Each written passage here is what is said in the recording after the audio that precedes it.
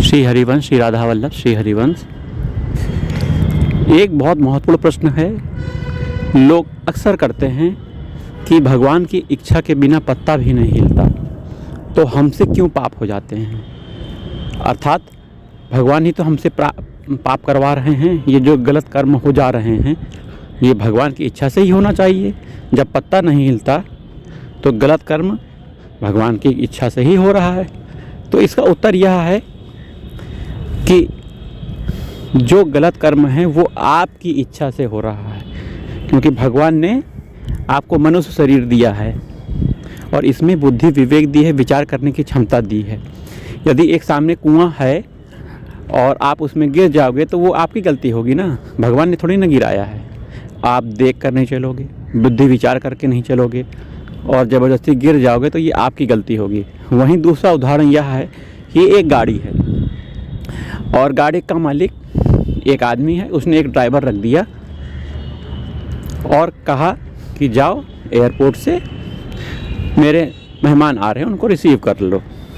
अब वो ड्राइवर जा रहा है, उसके पास ब्रेक है और वो ब्रेक लगा सकता है और गाड़ी को बढ़ा सकता है। उसके पास इतनी बुद्धि विवेक दी है, उसने सीखा है। अब वह एयरपोर्ट जाता है और डिवाइडर में ठोक देता है, तो ये मालिक की थोड़ी ना गलती हुई, ये तो गलती उस ड्राइवर की हुई ना, लेकिन भुगतान मालिक को करना पड़ता है। तो उसी प्रकार से इसमें भगवान ने हमें जो बनाया है, हम गलत काम करते हैं तो ये भोग हमें भोगना पड़ेगा और इसकी गलती हमारी ही है, भगवान की गलती नहीं है। जैसे ड्राइवर ने ठोक दिया, भुगतान मालिक को करना पड़ेगा, हर्जाना मालिक को देना पड़ेगा।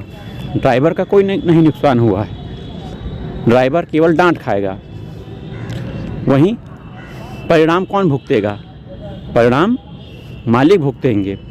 उसी प्रकार से हमारे अंदर जो भगवान का अंश आत्मा है, हमने भगवत प्राप्ति न करके इधर उधर अपना मन लगाया, अर्थात शरीर में मन लगाया, शरीर को भोग के भोग भोगा, शरीर संबंधियों के भोग को भोगा, शरीर संबंधियों को अपना माना, संसार को अपना माना, जबकि भगवान को अपना नहीं माना।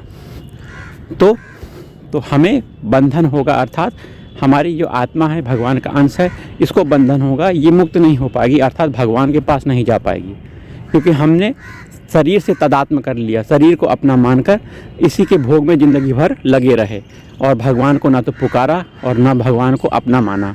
क्योंकि वास्तव में भगवान अपने हैं, भगवान के पास हमें जाना है, भगवान से प्रेम करना है।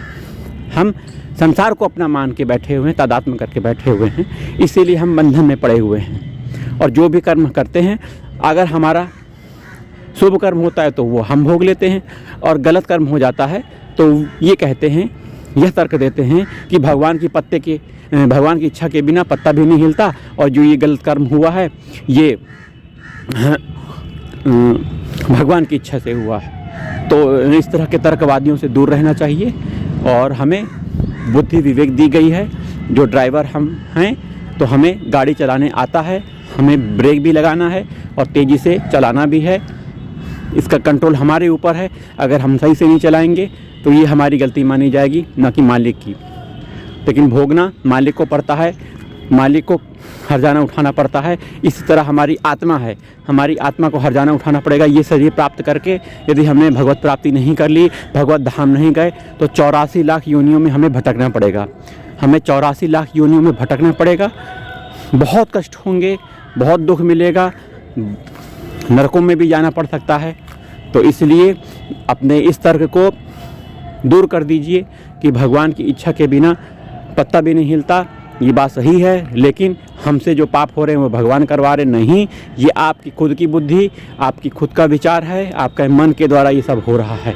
आप शराब पियोगे तो जिम्मेदार भगवान थोड़ी ना होंगे, आप दूसरे का मांस खाओगे तो जिम्मेदार भगवान थोड़ी ना होंगे।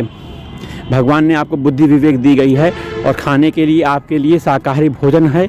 भगवान को प्रसाद लगा के खाओ, भगवान को भोग लगा के खाओ, सात्विक भोजन करो।